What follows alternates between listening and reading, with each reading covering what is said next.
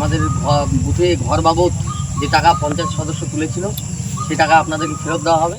Cut money ফেরতকে কেন্দ্র করে ফের চর্চায় কোচবিহারের শীতলকুচি। আবাস যোজনা প্রকল্পে উপভোক্তাদের কাছ থেকে নেওয়া অর্থ ফেরত দেওয়ার ঘটনা সামনে এলো শীতলকুচিতে।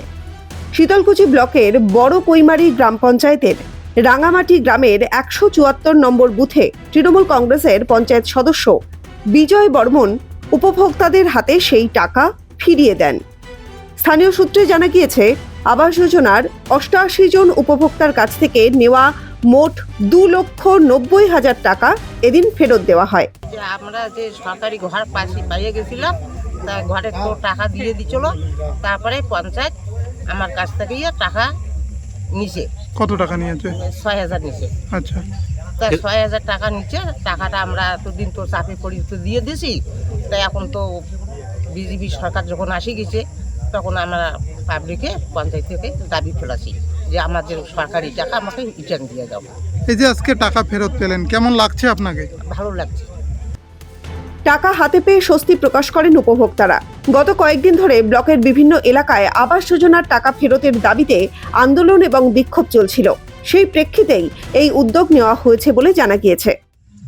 ওরা বিগত 15 বছর ধরে যে দুর্নীতি করে গেছে তারই একটা নজির, যে সরকারি আবাস যোজনা সাধারণ মানুষ যারা গরিব অসহায় দরিদ্রতার সঙ্গে ঘর পেয়েছে তাদের টাকা নেওয়া তো কোনোভাবেই কাম্য নয়। সেই জায়গায় ওরা যেভাবে পেয়েছে সেইভাবেই লোকের কাছ থেকে টাকা তুলেছে, ঠিক আছে? কারো কাছে 20,000, 25,000, যেভাবে খুশি। তো আজকে জনসাধারণ বুঝতে পেরেছে, তাই আজকে এই পরিবর্তনও করেছে, তাই জনসাধারণের চাপে টাকা দিয়েছে। আমরা জনতা পার্টির হয়ে সাধারণ মানুষের পাশে দাঁড়িয়েছি, চেষ্টা করেছি তাদের প্রাপ্য টাকা ফিরিয়ে দেওয়ার। পঞ্চায়েত সদস্য বিজয় বর্মন তিনি কি বলেছেন শোনাবো। কেন ওই বেনিফিশিয়ারির টাকা আমি অঞ্চল নেতৃত্বে কালেকশন করছি। এখন অঞ্চল নেতৃত্বের নির্দেশে আমি কালেকশন করছি।